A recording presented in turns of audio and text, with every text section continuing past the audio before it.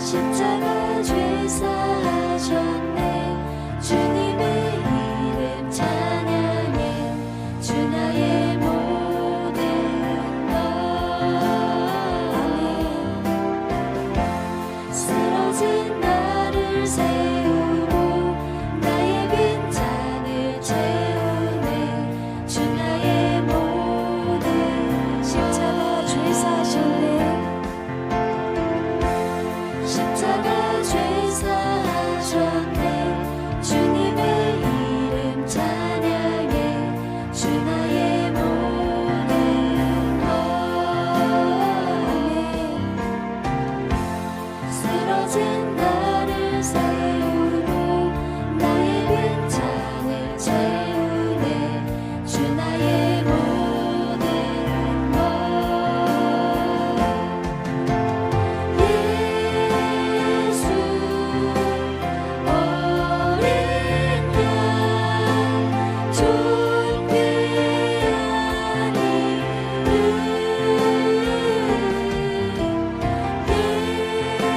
예수 어린 양 존귀한 이름.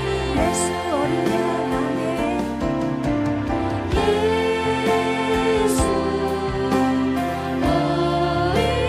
양 존귀한 이름.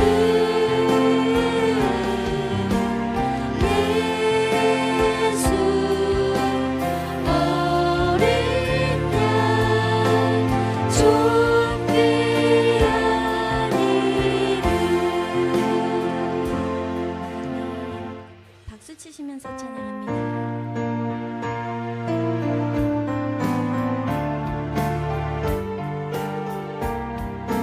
고난 내 영혼, 고난 내 영혼 편히 죽고파. 고난이 어도 안전한 보고 폭풍까지도 다스리시니 주의 영원한 파리지에. 주의 영원하신 바 함께하사 항상 나를 붙드시니 어느 곳에 가든지 요동하지 않으니 주의 발을 의지하니. 고난 내 영혼 편히 쉬고파.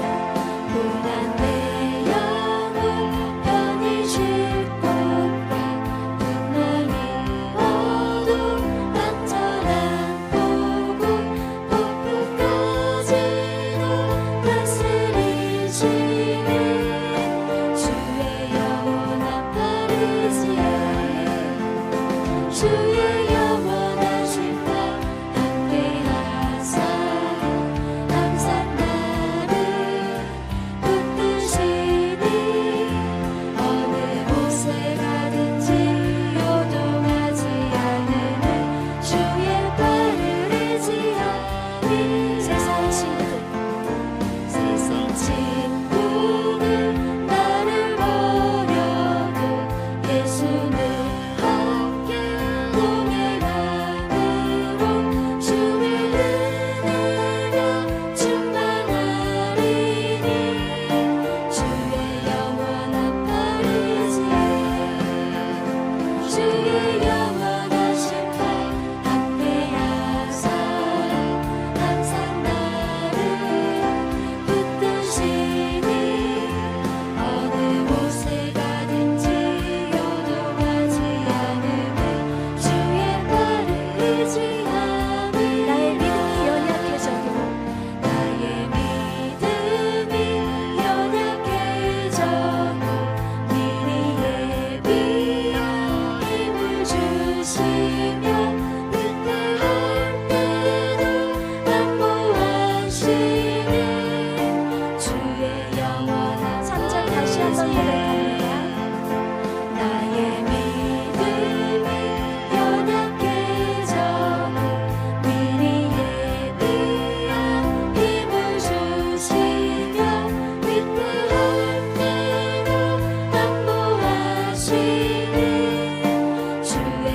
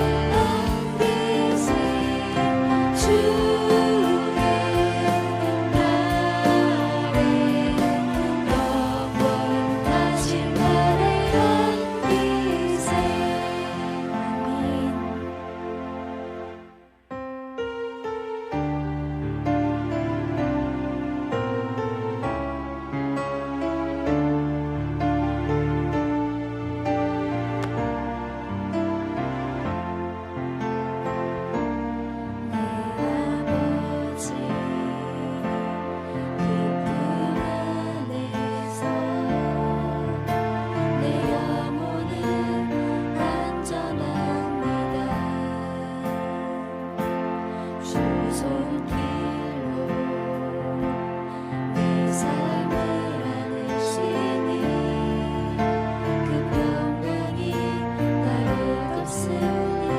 내 아버지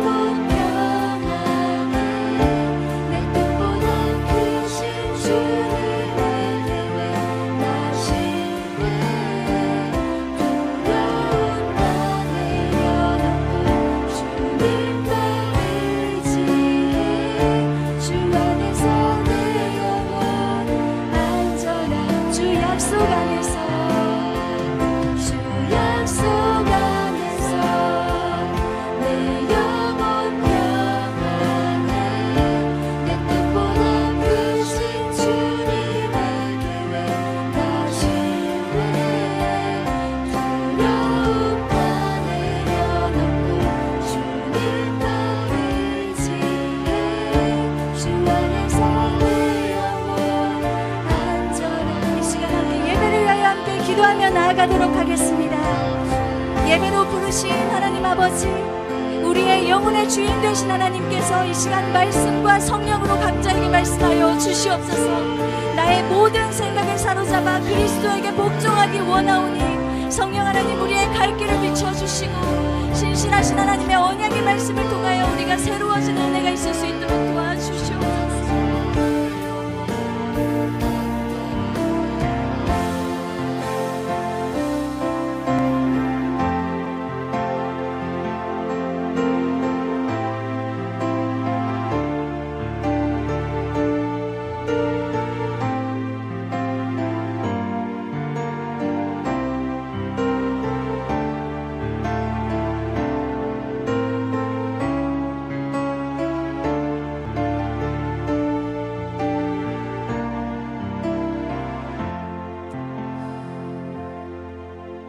우리 함께 말씀 보도록 하겠습니다.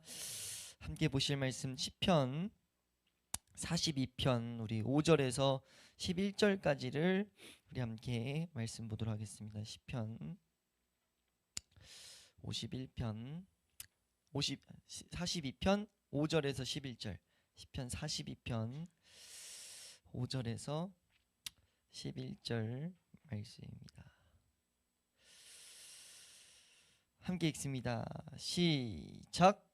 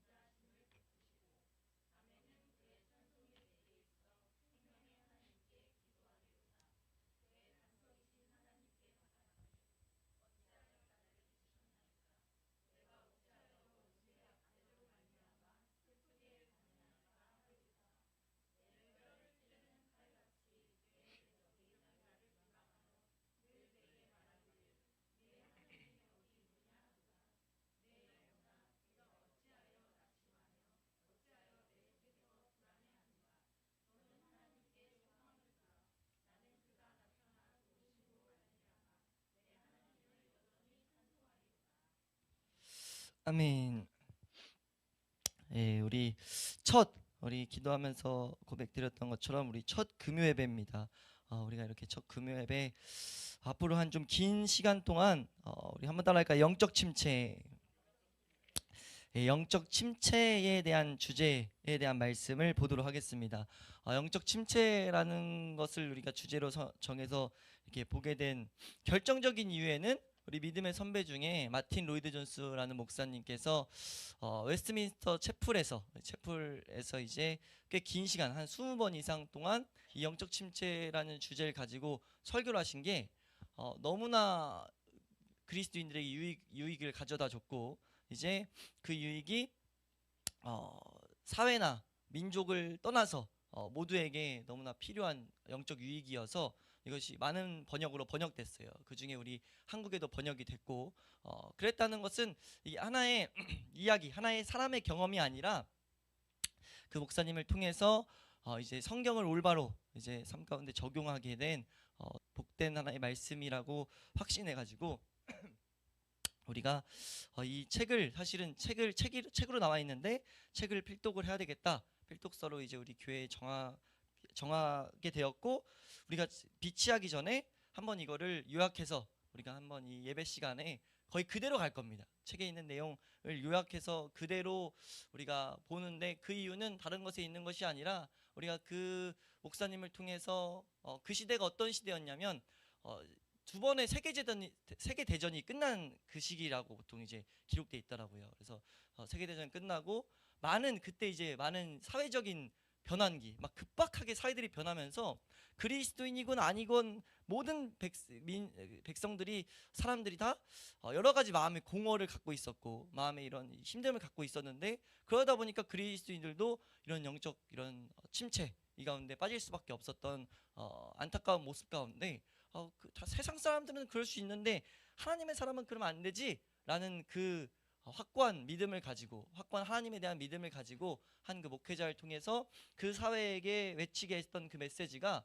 이거는 성경을 가지고 외치게 했던 메시지이기 때문에 우리에게도 너무 동일하게 영향을 주시는 걸 보고 우리가 이제 그 말씀을 쭉 길게 반드시 봐야 될 내용이기 때문에 우리도 한 10주 이상은 아마 보게 될 것 같습니다. 계획대로 하면 20주까지도 보게 될 텐데, 앞으로 긴 시간 동안 이 말씀을 우리가 함께 요약해서 볼 때 함께 모여서 우리가 다른 것이 아니라 성령의 은혜를 구하면서 이 말씀이 우리에게 직접 조명하여 주시길 더욱더 구할 수 있길 소망합니다. 이걸 우리가 구해야 되는 이유는요, 그때뿐만 아니라 영적 침체는 성경에서도 너무나 강조하고 있는 내용이고, 성경에서 너무 많은 신앙의 인물들의 영적인 침체에 대해서 말하고, 영적 침체는 그리스도인이라면 반드시 거칠 수밖에 없는 하나의 사건이기 때문이에요. 그래서 이 영적 침체를 어떻게 다루느냐, 말씀으로 다뤄야 될 텐데, 이 말씀을 정확하게 우리가 갖고 있을 때 영적 침체가 올 때마다 오히려 하나님께서 날 인도하고 계신다는 확신 가운데 기쁨으로 그 침체를 우리가 걸어갈 수 있을 줄로 믿습니다. 그 은혜가 우리 교회에 있을 수 있길 소망합니다. 이 영적 침체라는 것은 좀 전에도 말했지만 성경에서도 너무 많이 다루고 있는 내용이에요. 그걸 통해서 우리가 알 수 있는 건 무엇이냐면, 영적 침체라는 것은 그냥 어떤 한 사람에게만 오는 것이 아니라 모든 그리스도인들이 흔히 겪을 수 있는 문제라는 거죠. 근데 이것을 내가 영적 침체라고도 생각 안 하고 오히려 이걸 다른, 우리가 병을 우리가 진료받을 때, 제가 이제 목이 아파서 진료받으니까 뭘 했냐면 이 병이 뭔지 정확히 알아야 돼서 검사를 하더라고요. 검사를 2번 3번 하려고, B형 독감이면 그 약을 먹어야 돼서 그 약을 주려고 검사를 따로 막 이렇게 시켰는데, 그와 같이 우리가 영적 생활에서도 우리가 영적으로 이제 수많은 공격들이 왔을 때 그 공격의 진단을 잘 내는 것이 너무 중요해요. 그거는 우리가 하나님께서 전신갑주를 주신 것만 봐도 알죠. 우리가 그냥 말씀이면 땡! 이면은 그거 복잡할 거 없이 성령의 검, 곧 하나님 말씀 가져라, 그게 다 지킬 수 있는 거야 라고 했을 텐데, 그렇게 안 했다고요. 어떤 공격에는 우리가 믿음으로써, 어떤 공격은 믿음으로 내가 싸워서 막아야 될 것이 있습니까? 뭐라고 하셨어요? 믿음의 방패라고 하셨어요. 어떤 것은 우리의 구원의 확신, 우리가 삶 가운데 하나님과 교제, 그 영생의 기쁨 가운데 있는 우리 가운데 새겨진 구원의 확신만이 이길 수 있는 게 있어서 구원의 투구라고 하셨다고요. 그리고 우리 삶 가운데 하나님의 사람으로 살아간 열매들, 그런 열매들로만 우리가 나중에 한번 전신갑주를 또 보게 되겠지만 그게 다 그런 의미가 있다고요. 의회오신경, 호신경이 가슴에 붙이는 거거든요. 왜 의회오신경이 필요합니까? 내가 그리스도인으로 살아간 그 흔적만이 이기게 하는 공격들이 있다는 거예요. 이해가 되세요? 그러니까 말씀을 우리 하나님께서는 분명하게 세밀하게 적용할 수 있도록 우리에게 성경을 풀어가지고 66권의 성경을 주셨다는 거죠. 제가 언젠가 한번 말했던 것 같은데, 우리가 만약 그냥 예수 믿고 땡이면은, 이 세상의 삶이 그렇게 단순한다면은 성경에 이렇게 복잡하게 쓸 필요가 없다니까요. 간단하게 그냥 예수님이 오실 수밖에 없었던 이유와 오시게 됐었던 배경인 뭐 이제 모세 오경 중에 몇 가지만 뚝 빼고, 이제 역사서 중에, 구약에 있는 역사서 중에 몇 개만 뚝 떼고, 예언서 몇 개만 떼고 해가지고 예수님 오신 거 밝혀가지고 예수님 오시고 나서 구원의 길 설명하는 신약성경 몇 권 딱 있고 하면 되는 거 아니에요? 아니 근데 맞잖아요. 우리가 상식적으로 우리가 그냥 예수 믿고 땡이면은, 우리가 보통 신앙생활 하는 것처럼 예수 믿고 예수면 다 된다라고 하는, 그리고 우리가 덮어놓고 믿어버리면, 단순히 그렇게 된 거였으면 하나님이 성경을 이렇게 복잡하게 써서 주실 필요가 없었다는 거죠. 근데 그렇지 않고 모든 사람이 어떤 환경에서도 적용할 수 있도록 하나님은요, 많은 믿음의 선배들을 통해서 말씀으로 걷게 하셨고, 많은 믿음의 선배들이 겪었던 시기를 통해 가지고 환경들의 모습들을 담아놨다는 거예요. 그래서 우리가 이 모습들을 통해서 하나님의 말씀을 어떻게, 결론은 맞아요. 결론은 하나님이고 하나님 말씀이면 돼요. 근데 그걸 어떻게 적용하는지를 하나님은 분명히 가르치고 계신다는 거죠. 오늘 이제 말씀 일반적인 큰 맥락에서 이 영적 침체에 대해서 구분 지어놓은 메시지를 우리가 함께 보게 되겠지만, 이 구분을 지어놓은 걸 보니까 더 그래요. 이제 우리가 여기서 말하는 핵심 중에 하나가 좀 이따 보겠지만, 우리가 영적 침체에 빠지게 되는 성향이 또 있다고 하거든요. 저 대단히 동의하는 반대, 더 이게 영적 침체에 쉽게 빠지는 성향들이 있다고 이제 그런 구분을 지으시는데, 시대도 그런 거라고 전 생각합니다. 시대. 우리가 사는 시대는요, 영적 침체에 사실 안 빠질 수가 없는 시대입니다. 영적 침체는 죄와 밀접한 연관이 있거든요. 그리고 또 우리가 보겠지만 마귀와 밀접한 연관이 있다고요. 그리고 이 세상이 문화와 밀접한 연관이 있는데, 이 시대는 미디어를 통해 가지고 이게 우리의 인생의 행복을 좌지우지하는 중요한 요소 중에 하나인 거예요. 그런데 이런 생각, 어떻게 보면 사상, 이런 개념, 이런 가치관들이 그냥 사회를 잠식하고 있어요. 사회의 이 바탕에 깔려 있다고요. 그러다 보니까 우리도 모르게 이런 것들에 가치를 두고 살아가는데, 이런 것들이 사실 우리가 하나님의 사람의 입장으로 보면 이건 죄를 끌고 들어오는 도구거든요. 특히나 요즘 드라마, 미디어는 갈 때까지 갔잖아요. TV가 이제 많이 안 봐서 한동안 한참 안 보다가, 이제 유튜브 때문에 유튜브가 자꾸 밑에 뜨게 해서 이제 뭐 예능이라든지 이런 거 보면 이걸 이렇게 뛰어나도 되나? 이런 것들이 막 뜬단 말이에요. 뭐 누굴 죽이는데 어떻게 죽이고 막 이게 맞나? 이런 싶은 내용들이 그냥 막 발생되고, 그로 인하여 모방 범죄들이 막 발생되잖아요.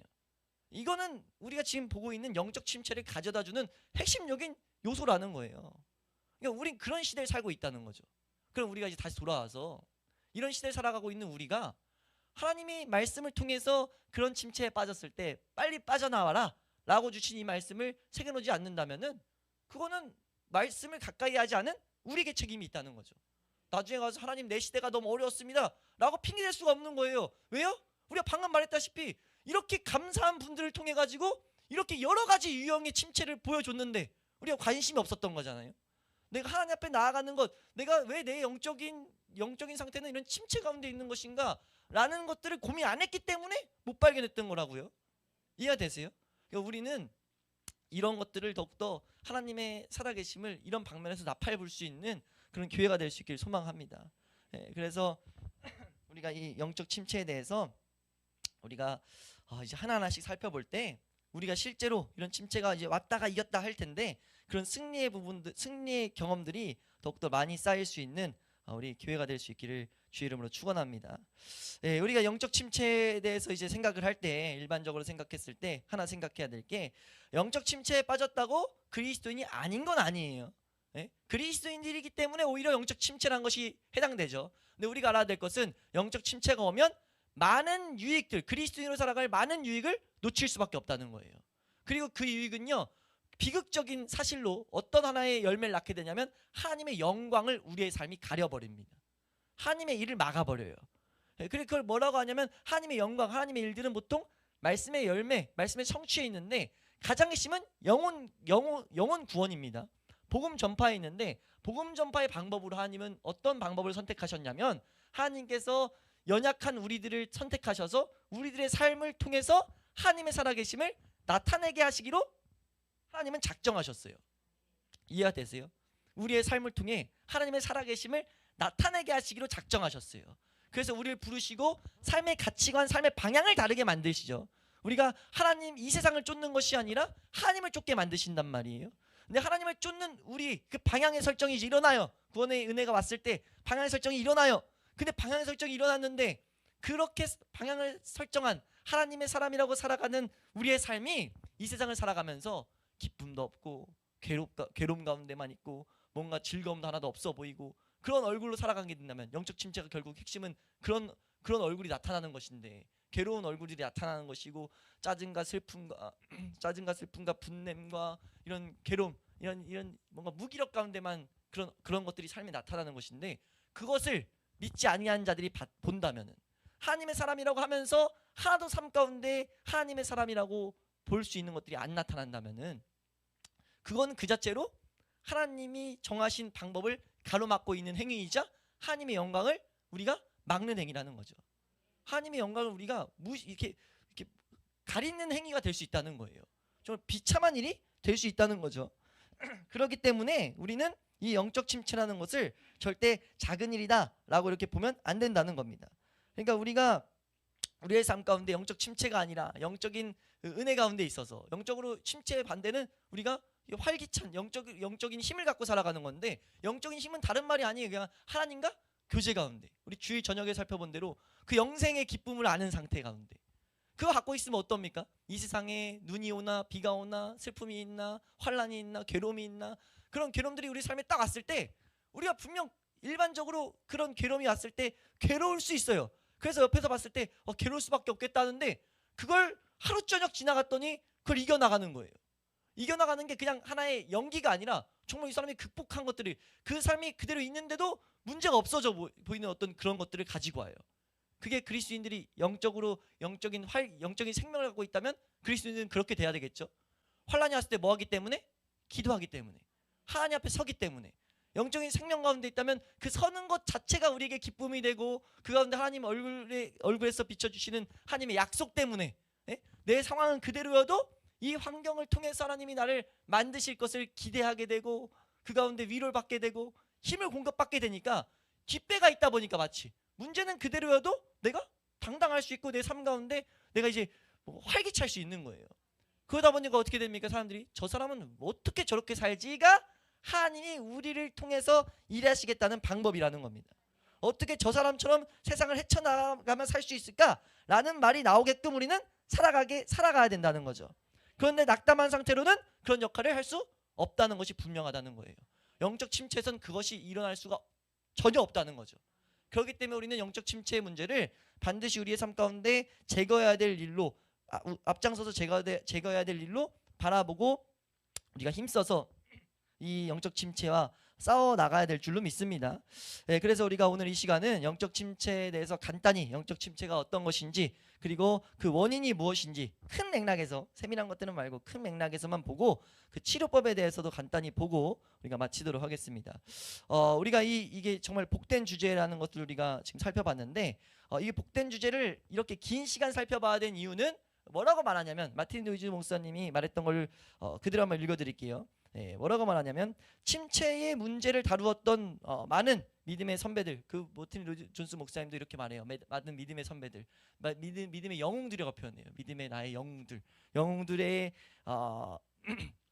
그 책들과 글을 읽어보면 예외 없이 이런 방법으로서 영적 침체를 이겨나갔다는 것을 볼 수 있다라고 말해요. 그러면서 뭐라고 말하냐면 오늘 우리가 물론 오늘날에는 이 방법이 인기가 있을 수가 없다라고 말하면서 왜냐하면 우리는 단번이 그리고 급히 어떤 일들이 해결받기를 원하고 단 몇 분 안에 모든 진리를 요약할 수 있다고 우리 믿는다. 사람들이 이게 말도 안 되는데 믿는다는 거죠. 중요한 진리를 몇 분 안에 요약할 수 있다고 착각하고 있다는 거예요. 그럴 수 없다는 거죠. 성경은 그렇게 안 말했다는 거예요. 아까 시작할 때 말했다시피 성경에 66권 있는 이유는 우리가 배워나가야 되기 때문입니다. 배우는 걸 떠나서 삶에 녹여서 스며들게 해야 되기 때문이에요. 그러니까 말씀은 배워서 아는 게 중요한 게 아니잖아요. 하나라도 내 안에 스며들게 해야 되잖아요. 그래서 이것을 자기는 철저히 이렇게 풀어서 말할 수밖에 없다고 말하죠. 그리고 풀어서 말하는 1번 마음 자세가 뭐냐면, 우리가 여기서도 자기 점검에 대한 교리를 이제 언급하세요. 이 영적 침체의 핵심은 나를 점검해서 영적 침체를 발견하는 것이 중요하기 때문이라고 말해요. 우리가 먼저 가장 해야 될 것은 살피는 일이 너무 중요하다는 거죠. 그러니까 우리 이 시작하는 이 맥락에서 우리가 우리를 살피는 것이 너무나 중요하다라는 것을 우리는 제대로 이제 생각하고, 우리가 이 매주 보면서 하나님 내 삶을 끊임없이 살피게 해주시고 내 삶을 철저히 살피게 해주셔서 내가 이 말씀을 다른 사람에게 적용하는데 앞장서는 것이 아니라 나에게 적용해서 내 삶의 수많은 영적 침체들을 말씀으로 이기는 것을 경험하게 하여 주시옵소서. 이런 소원이 우리 가운데 심어질 수 있기를 축원합니다. 네, 우리가 그럼 먼저 이 영적 침체가 어떤 상태를 가리키는 말인지를 우리가 먼저 한번 보게 되면요, 오늘 본문이 그걸 너무 정확하게 묘사해주고 있는데, 시편 42편 우리 5절 말씀, 우리 11절 말씀, 우리 5절 말씀만 먼저 한번 보겠습니다. 5절 말씀 우리 함께 읽도록 하겠습니다. 5절입니다. 시작.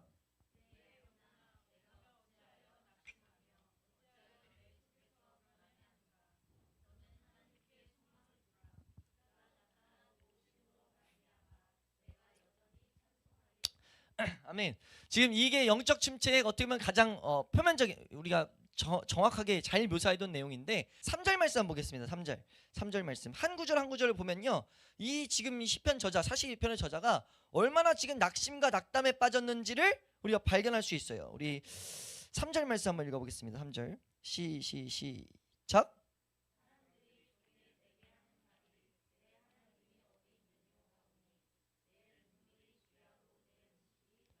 지금 이 표현이 어떤 표현이냐면요, 내 눈물이 주야로 내 음식이 되었다는 거예요. 그러니까 지금 너무 내 영혼이 낙담되고 내가 너무 낙심된 상태여가지고 입맛이 없는 거예요. 우리 그런 경험 있잖아요. 너무 힘들고 너무 막 힘들면, 괴로우면은 진짜 아무것도 먹기 싫고. 근데 그 어떤 상태까지 됐냐면, 너무 힘든 상태여서 밥은 안 먹는데 내가 계속 눈물만 나요. 눈물만 계속 먹고 있는 거예요. 끼일 때마다 눈물만 먹고. 지금 그런 표현이에요. 얼마나 이 시편 저자가 마음에 낙담과 낙심을 하고 있는지를 그려서 보여주고 있다는 거죠. 그게 지금 얼굴에 그냥 삶에 그냥 뿜어져 나오고 있다는 거예요. 그러니까 영적 침체의 핵심은요, 우리의 삶에 지금 한마디로 요약하면 말씀으로 이 삶에 있는 사건들을 이기지 못하는 상태. 이건 영적 침체의 핵심적인 표면적인 모습으로 보면 확실히 이해하면은 너무 명확합니다. 내 마음에 낙담 같은 게 왔을 때 그것이 나로 하여금 이 하나님의 언약 가운데 있지 않으면 이런 낙담 가운데로 빠지게 만들 수 있다는 거죠. 기도하고 다 했는데 답이 안 나오는 거예요. 하나님 앞에 답을 찾고 있는데도 답이 안 나오는 거예요. 무슨 상황인지 이해가 되세요? 그런 게 우리에게 나타나는 영적 침체의 핵심적인 모습이라는 것을 우리가 잘 그려놔야 됩니다. 우리 사실 수도 없는 사건들을 만나잖아요. 사람과의 만남이 있고 일터에서, 가정에서 수많은 이런 사건들이 발생했을 때 우리는 사실 그리스도인은 답이 뭡니까? 말씀으로 모든 사건을 이겨나가야 돼요. 근데 못 이긴다고요? 못 이겼을 때 그 감정이, 그 사건이 그 사건에서 가져오는 감정이 날 끌고 들어가려고 하는 상태, 그게 영적 침체예요. 그래서 그 사건이 그 일으키는 감정에 끌려가지 않아야 된다는 겁니다. 어떻게 해야 안 끌려갈 수 있냐는 거예요. 그러니까 우리가 그것들을 이제 봐야 되는데, 우리는 보통 다 끌려가게 되는데, 그때 우리가 이제 알아야 될 것들, 이것들 우리가 영적 침체를 통해서 앞으로 쭉 이제 보게 될 내용들입니다. 이 내용을 이 시편 저자가 얼마나 복되게 그려놨냐면요, 5절과 11절 한번 비교해서 읽어보시면, 5절 말씀 한번 읽어보겠습니다. 먼저 5절 5절입니다. 시작.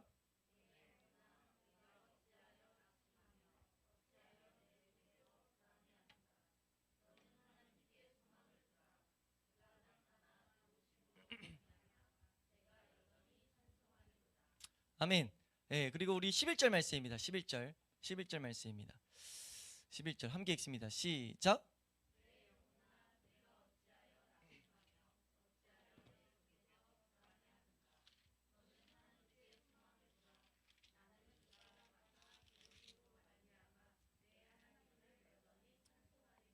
아멘.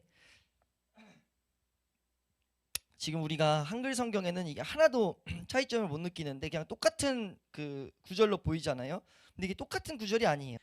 완전히 이게 의미가 달라지는 게 뭐냐면 이제 원어를 제가 찾아봤더니 어떻게 돼 있냐면 둘 다 이제 나타난다는 건 얼굴이에요. 그러니까 지금 5절 말씀에서는 너는 하나님께 소망을 둬라.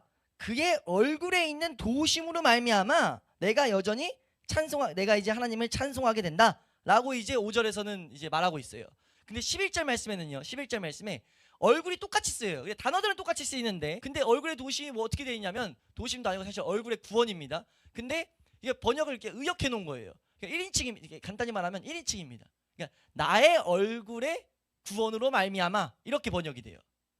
이해가 되세요? 잘 이해해 보세요. 그러니까 지금 시편 저자가 뭐라고 말하냐면 5절에서는 그의 얼굴에 있는 도우심으로 말미암아 내가 여전히 주님을 찬송할 거야 라고 지금 계속 생각하는 거예요. 근데 이것이 지나서 11절이 됐더니 하나님 어떤 은혜가 있었어요. 은혜가 있으니까 뭐냐면 나의 얼굴의 구원으로 말미암아 내가 여호와를 찬송한다 라고 말해요. 다시 한번 5절에는 하나님의 있는 얼굴, 그러니까 얼굴이란 것을 지금 의도적으로 가져다 쓰고 있다는 거죠. 그러니까 얼굴에는 뭐가 나타납니까? 우리의 삶에? 우리의 뭐가 나타나요? 표정이 나타나죠. 그러니까 내 삶에 힘듦 때문에, 낙심 때문에, 낙담 때문에 그 이 시편 저자의 삶에 얼굴에 괴로움과 힘듦과 우리 따지면 불평, 불만, 시기 질투 여러 가지 것들이 삶에 나타나고 있었는데 그것이 그 하나님의 도우심으로 말미암아 어떻게 됐냐면은 다 제거된 거죠. 내 얼굴에 표정이 구원받아 버렸어요. 표정이 구원받았다는 게 뭡니까? 가짜 표정을 만들어냈다는 것이 아니고 우리의 삶에 하나님의 역사 때문에 내 삶에 그냥 하나님을 기뻐하는 것들이 나타나고 있다는 거예요. 내 삶의 문제가 아니게 됐다는 거죠. 하나님께서 시편 저자를 통해 가지고 인생에 변화시키는 것, 영적 침체의 회복이 이런 거구나 라는 것을 발견하게 하셨다는 거죠. 이해가 되세요? 하나님은요 우리에게 우리의 삶에 어떤 환경 속에서도 어떤 일에 어떤 사건이라도 그 사건으로 우리의 삶을 잠식당하게 만들지 않으시고 그 하나님의 도우심으로 말미암아 내 삶의 모든 문제 가운데 우리를 건지시는 분이라는 거예요. 잘 이해해야 되는 게 문제를 해결시켜 주시는 분이 아니라는 겁니다. 문제가 아니게 만들게 해주시겠다는 거예요. 그래서 내 삶에 정말 가식적인 기쁨이 아니라 하나님으로 인한 기쁨들이 나타나는 그런 삶을 살게 하시겠다는 거죠. 우리가 그런 삶을 살아갈 수 있는 우리의 모습 될 수 있기를 주의 이름으로 축원합니다. 아멘. 그럼 우리가 이 영적 침체의 일반적인 원인을 이제 세 가지만 우리가 한번 생각해보고 지나가면요, 이 영적 침체가 우리 가운데 일어나는 모습들, 지금 이 마틴 로이드 존스 목사님이 시작 시점에서 말하는 세 가지 요인이 뭐냐면 첫 번째는 기질 문제라는 거예요. 기질 문제. 간단히 다루고 지나갈게요. 한번 따라가. 기질 문제. 그러니까 우리가 요즘에 이건 이해하기 쉬운 게 MBTI 많이 말하잖아요. 그러니까 이거 말할 때 우리가 조심해야 되는 것이, 이거 말하면 교회에서 내적 치유 심리학 이런 거 하면 안 되는 게 맞습니다. 그런 걸로 우리 가운데 뭔가 구원의 일에 있어서, 하나님의 일에 있어서 사용하려고 하는 건 대단히 문제가 있는 거예요. 근데 이것이 또 필요한 경우가 있어요. 그건 뭐냐면요, 우리의 상황을 진단하기 위해서. 근데 여기서 진단은요 전혀 구원에는 배제돼야 될 내용입니다. 구원은 철저히 예수 그리스도로만 이루어져요. 어떤 사람이든 어떤 환경이든 어떤 기질이든 상관없이 구원은 예수 그리스도를 통해서 이루어집니다. 근데 그 과정들을 거치고 나서 놀라운 은혜로 예수 그리스도의 은혜로 우리가 생명을 얻고 살아가는 자들이 살아갈 때 그만큼 중요한 게 무엇이냐면 우리의 삶 가운데 실제 살아가는 삶에는 이 기질이 중요한 영향을 끼친다는 거예요. 살아온 환경들이 중요한 영향을 끼친다는 거죠. 그래서 우리가 계속 보는 게 뭡니까? 자기 점검을 하라는 거잖아요. 자기 점검 중에 핵심은요, 내가 어떤지를 알아야 된다는 거죠. 그러니까 우리의 기질이라 말로 어떤 것이냐면 영적 침체와 같은 이 상태를 진단하고자 할 때 가장 먼저 고려해야 될 요소이자 출발점이라고 말해요. 한번 따라할까요? 우리의 기질은 우리의 상태를 점검할 때 가장 먼저 고려해야 될 요소이다. 이제 세 번째 요소, 우리가 세 번째 가면서 왜 이걸 살펴봐야 되는지 좀 더 보겠지만, 먼저 알아야 될 것은 내 기질을 정확히 우리는 파악할 필요가 있다는 거죠. 가장 크게 우리가 기본적으로 사람을 구분 지을 때 외향적인 사람과 내향적인 사람으로 이렇게 구분을 짓잖아요.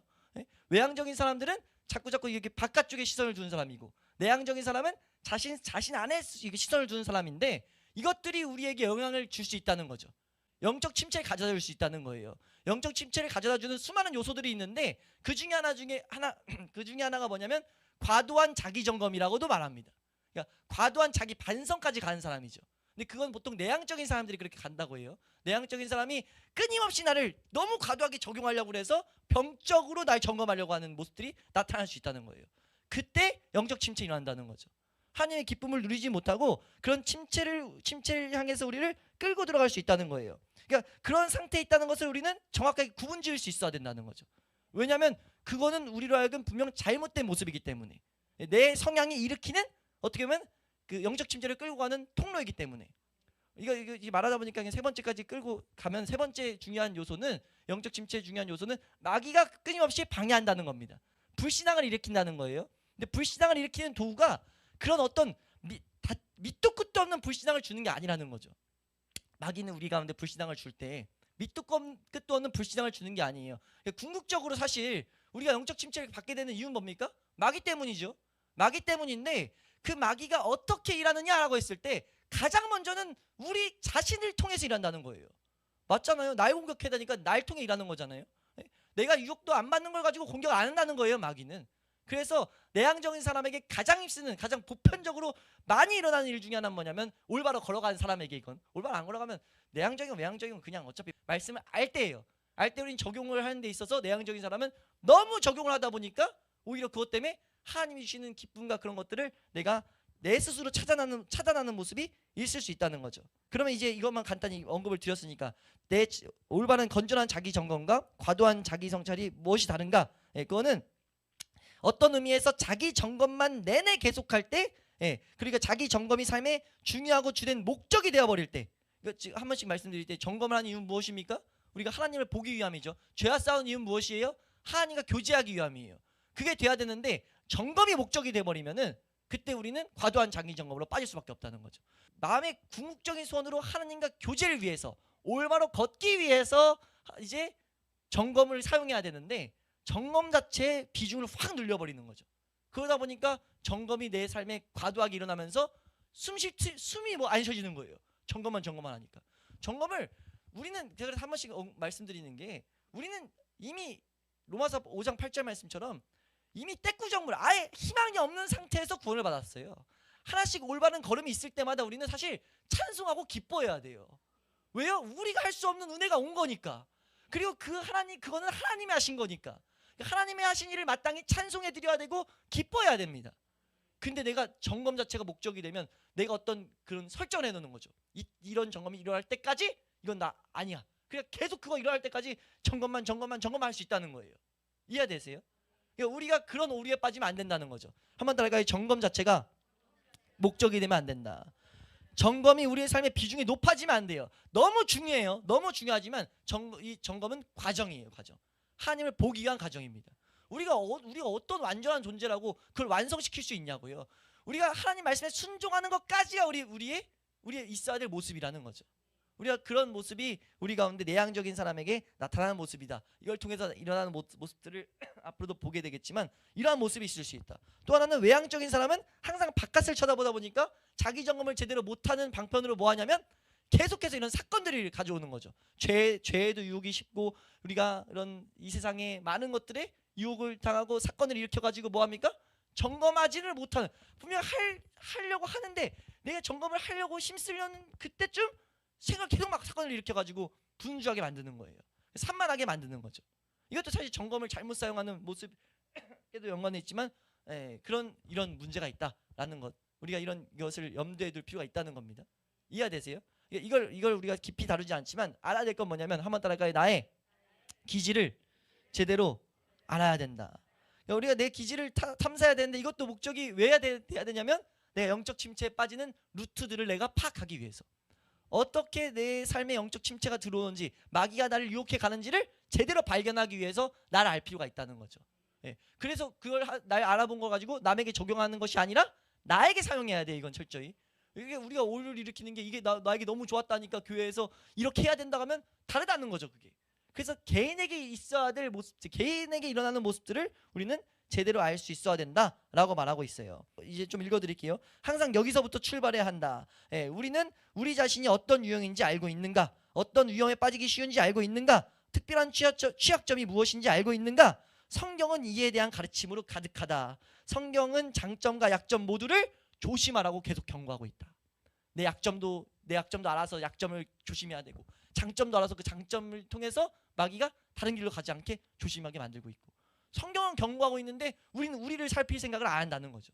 그러니까 우리가 우리 스스로 나에게 어떤 것에 장점이 있고 어떤 것이 약점이 있는지를 제대로 파악하는 일에 우리가 또 힘을 쏟을 수 있기를 주 이름으로 축원합니다. 그리고 두 번째로 큰 원인, 영적 침체에 빠지는 큰 원인은요, 몸 상태가 영향을 끼친다는 거예요. 지금 이렇게 기침하면 이 상태에서 기도를 오래 할 수 있습니까? 기도를 부르짖어서 할 수 있어요? 그걸 떠나서 또 많은, 여기서 대표적으로 뽑는 건 우리 모든 사람, 모든 우리 사회를 살아가는 사람들에게 오는 피곤가? 피곤이라는 것도 뭐라고 하죠? 쇠약이 있네. 쇠약 맞나? 과로. 과로. 피곤이랑 과로. 피곤이랑 과로, 그리고 또 질병의 문제. 일반적으로 이런 것들 우리에게 다 있잖아요. 근데 우리가 주일 앞에도 적어놨지만 주일날 새벽 4시까지 안 자고 주일날 안 졸려고 하면 가능합니까? 말도 안 되는 거예요. 주일날 새벽 4시까지 그건 사람으로서 할 수 없는 영역이에요. 사람은 마땅히 자도록 지어놨단 말이에요. 근데 잠도 안 자놓고 우리가 내가 이런 문제, 이렇게 잘 예배 때 안 졸아야지, 근데 예배 때 졸았어요. 졸아놓고 이거를 영적 문제로 보면 돼야 안 돼요? 안 된다는 거죠. 이 착각을 일으키지 않기 위해서 이 몸도 분명히 영적 침체를 가져다주는 요인이라고 우리는 알아야 된다는 거예요.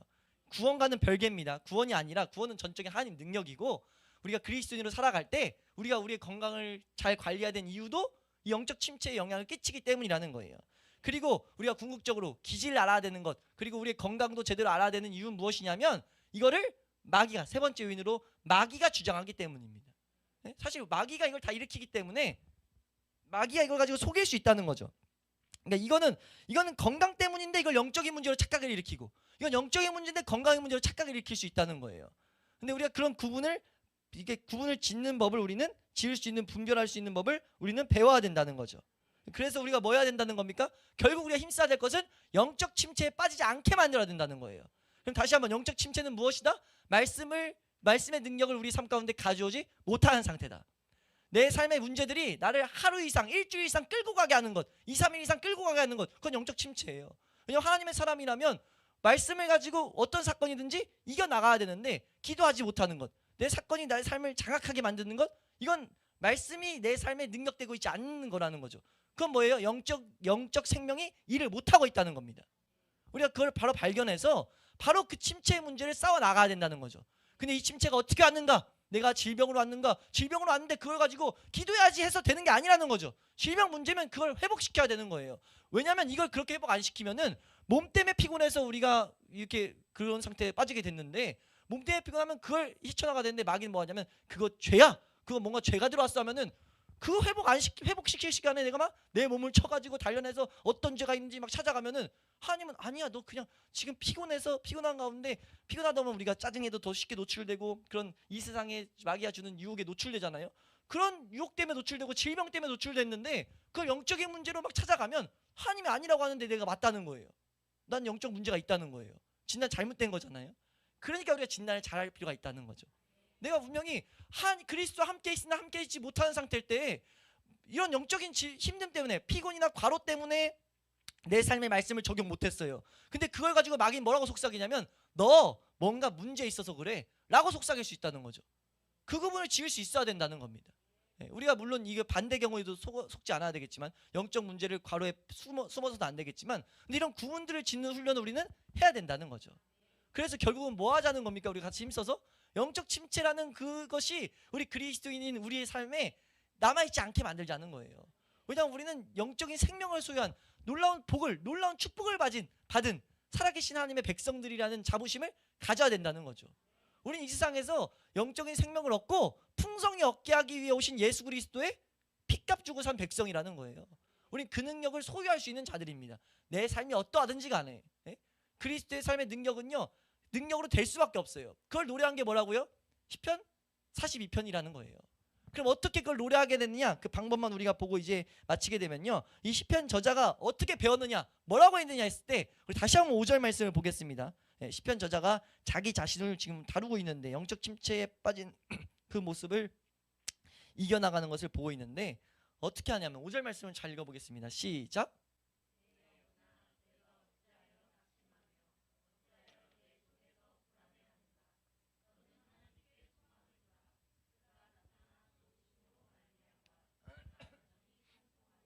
아멘. 이걸 보고 참 이걸 정리해 놓은 걸 보고 참 반갑기도 하고 감사하기도 했는데 가르쳤던 내용들과 일치를 이뤄가지고 지금 이게 뭐 하는 내용이냐면 이 말씀을 분석해서 이 의사의 시선으로 봤더니 웃긴 내용인 거예요. 뭐냐면 자기가 자기한테 말을 걸고 있어요.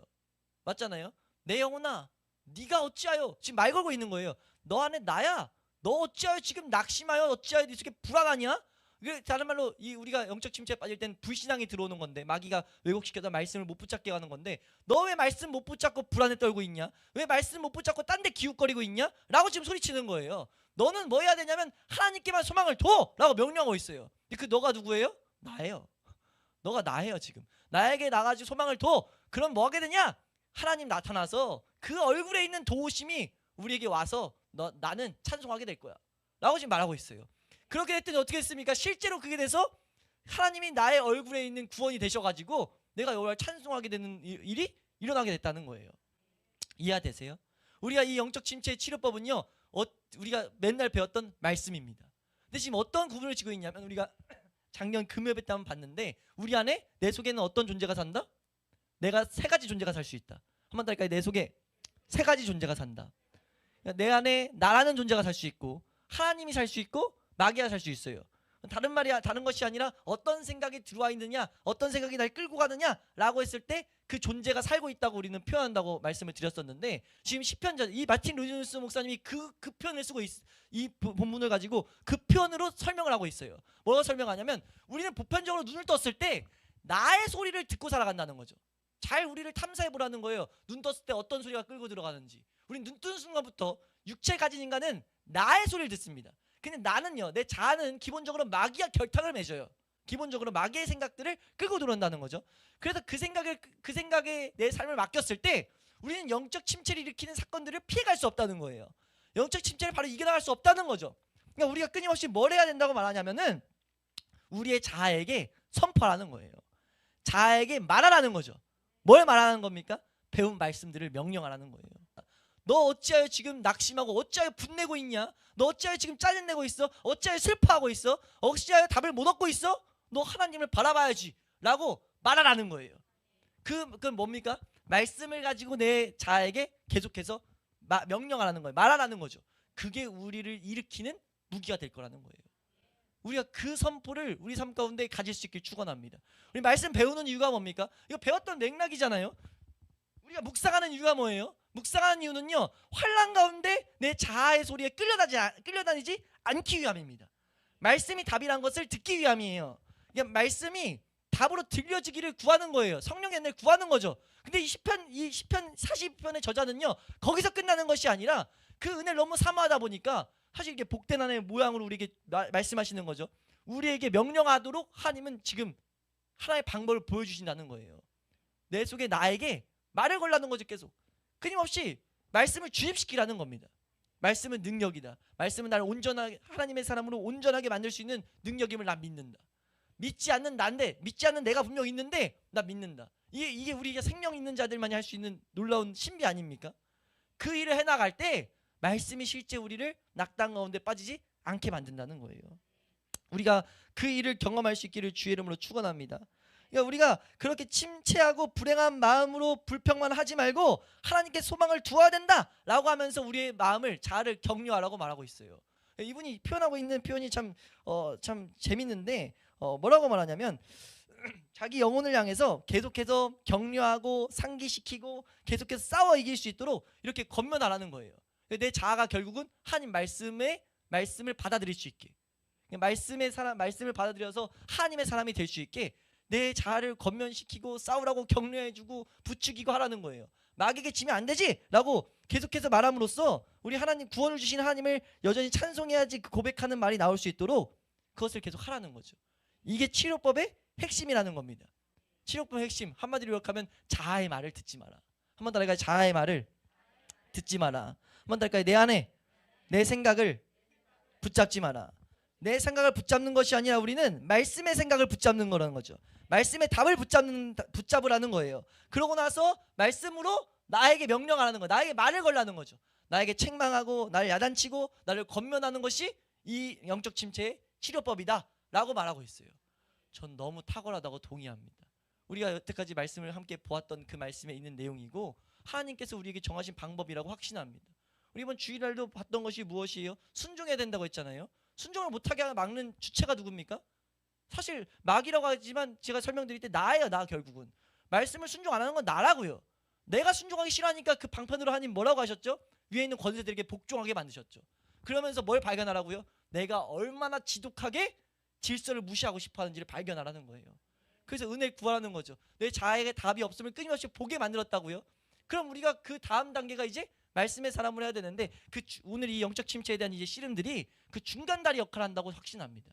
지금 이 방법 치료법 자체가 그런 거거든요. 그 중간다리, 그 묵상 어떻게 보면 그 분별하고 우리가 이제 묵상하고 이제 순종하는 그 중간다리, 중간다리에서 끊임없이 일어나는 그 정체, 예? 그 영적 침체, 끊임없이 침체가 일어난다고요. 왜요? 우리가 계속 배웠다시피 자아가는 것이 아니라 은혜만을 기다려야 되다 보니까 은혜만을 기다리는 그 10년 가운데 우리가 말씀이 주는 위로를 붙잡지 못하고 말씀이 주는 소망을 붙잡지 못하고 사건이 주는 감정에 빠져버릴 수 있다는 거죠. 사건이 주는 감정에 빠질 때마다 우리 뭐 해야 돼요? 넌 하나님께 소망을 둬라 라고 우리가 스스로 되뇌이라는 거예요. 이건 하나님 정하신 방법이라는 거예요. 예, 그것이 그리고 말씀을 능력되게 할 수 있는 비결입니다. 이 시편 42편 이 5절과 이 11절에 이 외쳤던 이 말을 우리가 잘 마음에 새겨놓을 수 있길 소망합니다. 예? 한번 따라할까요? 내 영혼아, 내가 어찌하여 낙심하며 어찌하여 내 속에서 불안해하는가. 예, 더 이상 그러지 말라고 해야 된다는 겁니다. 예, 더 이상 뭐라고 해야 돼요? 내 하나님께 소망을 두라고 말할 수 있는 은혜가 있을 수 있길 축원합니다. 그 얼굴의 도우심으로 말미암아 우리가 찬송하라고 구원을 주신 하나님을 찬송하라고 외칠 수 있는 우리의 삶이 될 수 있길 축원합니다. 그래서 어떤 사건이 일어나도 우리가 이 말씀 붙들고 우리가 어떤 사건도 이기게 하신 하나님을 날로 경험함으로 우리의 삶을 택해서 우리의 이 미약한 우리의 삶을 택해 가지고 하나님 나라의 일부를 확장시키는 계획으로 삼으셨거든요. 우리를 통해서 하나님 나라를 확장시킬 계획을 삼으셨다고요. 얼마나 복된 일인지를 우리가 날로 깨달아서 그 영광스러운 일에 동참하는 기쁨을 우리가 누릴 수 있는 그런 감사와 찬양이 넘칠 수 있는 우리의 삶이 될 수 있기를 주의 이름으로 축원합니다. 한번 따라할까요? 마귀는 우리를 침체시키기 위해 우리의 자아를 장악하고 활용한다. 예, 우리 자아가 우리를 멋대로 휘두르게 내버려 두지 않을 수 있는 우리 죽동 회복의 교회 모든 성도님들 될 수 있기를 축원합니다.